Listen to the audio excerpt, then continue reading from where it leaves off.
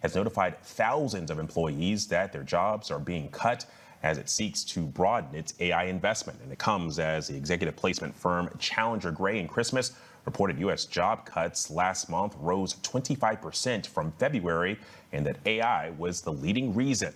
ABC News contributor and Google tech policy fellow Mike Muse joins me now for more on this. And Mike, we've been hearing that this was coming. We've seen other tech giants like Amazon and Meta already slashing their workforces to make way for AI investments. Are these reported layoffs by Oracle a surprise?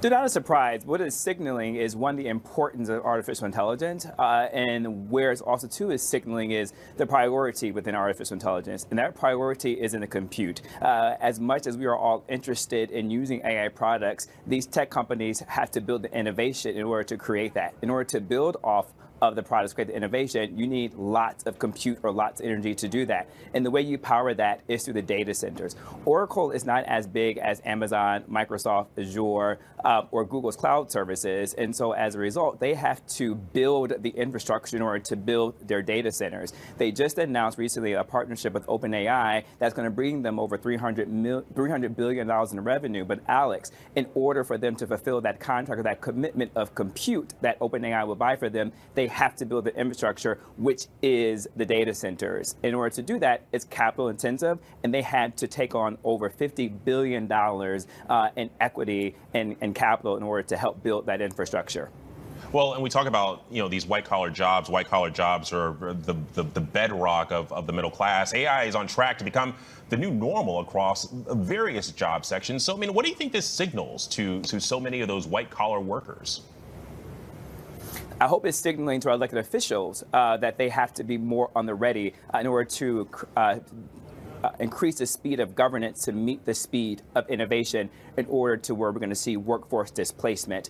What we're seeing is that estimates and analysts are predicting with the amount of layoffs that Oracle is expected to have cut, they will free up around $8 to $10 billion in cash in order for them to invest in their infrastructure. And so when you see Oracle do that, that's a signal that other companies would do the same. And so how are our elected officials preparing this new economy of displaced workers? How are they bringing new jobs and new workforce development into their cities, into their states, to help absorb the impact of those individuals who will be laid off? Well, and Mike, I'm curious because we talk about all this investment on AI in AI data centers from various companies. How certain are these companies that they're actually going to get the return on the investment?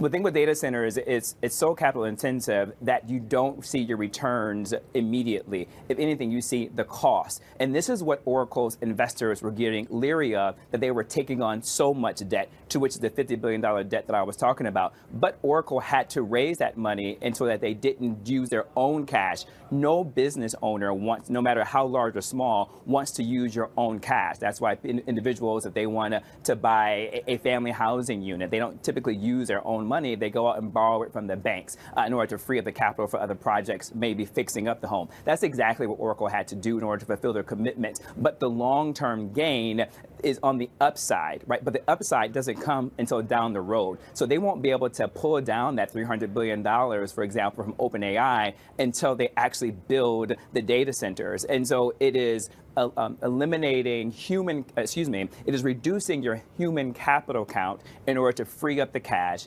signal to your investors that you are fiscally sound and thinking about the future in order to get that long-term return on your investment, which is, for example, the $300 billion from OpenAI. But that is not until after the data centers are built, which are capital intensive. It's an example of if you buy a home and you're trying to rehab in order to make it rental income, your renters may not move in immediately. It could take a year to 2 years. Think about permits, painting, construction, plumbing, HVAC. And so those are the things when you think about data centers in terms of what Oracle needs to do in order for OpenAI to essentially begin to buy the power from them.